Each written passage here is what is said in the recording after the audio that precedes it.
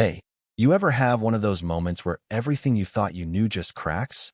Like, 1 second you're doing your job, keeping your head down, and the next, you're staring into a storm you didn't see coming. That was me, Lena Harper, 3 years ago, standing on a glass balcony in a fancy San Diego mansion, holding a terrified 6-year-old girl named Ellie, while her dad, Marcus Reed, screamed at me to let her go. His voice was like thunder, shaking the whole damn house. Get your hands off my daughter, Lena.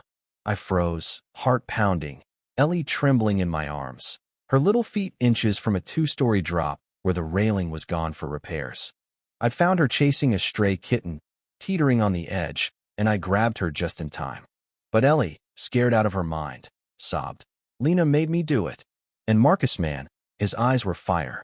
He ripped her away, slapped me so hard my head spun, and fired me on the spot. You're done, he growled. Get out before I call the cops. I stumbled back, cheek burning, my past flashing nights locked out of foster homes, told to stay quiet or else. And as I turned to leave, I saw him, a guy in a gray suit, standing by the fountain below, staring right at me, then gone like a ghost. I was out of a job, humiliated, but something about that guy in the suit wouldn't let me go. I kept replaying Ith's stare, too calm, too deliberate.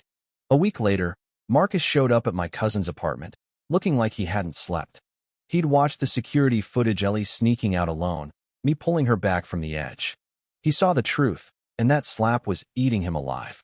I'm sorry, Lena, he said, voice low, come back for Ellie. I didn't want to, but for that kid, I'd walk through fire. So I went back, and the house felt different, sharper, like it was holding its breath. Ellie ran to me, all hugs and apologies, but I couldn't shake the feeling we were being watched. Then I found Ida pin on the footage, a silver crest tied to a shady real estate group, Pinnacle Holdings. Marcus fessed up he'd tried to buy his tech company years ago, got bitter when he said no. Now they were sniffing around again, and Ellie was their leverage. It got worse.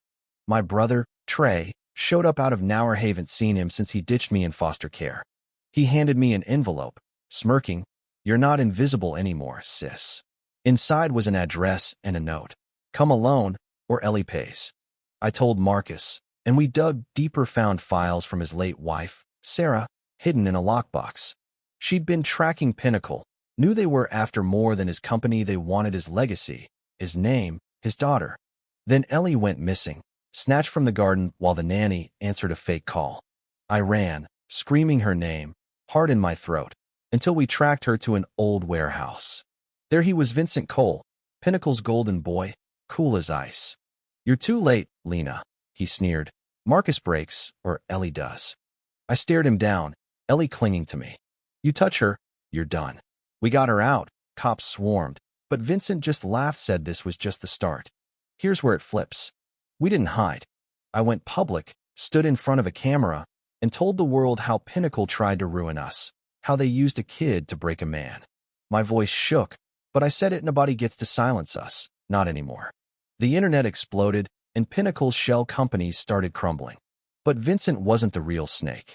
It was his boss, Clara Dunn, a shadow who thought she could rewrite the rules. We set a trap, leaked a fake file about Sarah's last project, and Clara showed up at an old church Sarah loved. I faced her, gun in hand, her smug voice cutting deep. You're nothing, Lena, just a pawn who thinks she's a queen. I slammed her against the wall, breath hot. Pawns can end games, Clara. Cops took her, but her last words stuck. The world's already broken, you just don't see it. Now, Ellie's safe, giggling in the vineyard. We turned into a youth center, Sarah's dream, alive again. Marcus named a wine after me, Lena's Dawn, cheesy but sweet. But sometimes, I catch a shadow in the crowd, a flicker of Clara's network still out there. Maybe it's not over, maybe it never is. But I'm not that foster kid anymore, scared and silent. I'm the one who fights back. So what do you think? Was I right to go public, to risk it all? Or should I have stayed quiet, kept Ellie safe in the shadows? Drop a comment. Tell me your take. Have you ever had to choose between truth and safety? Let's talk.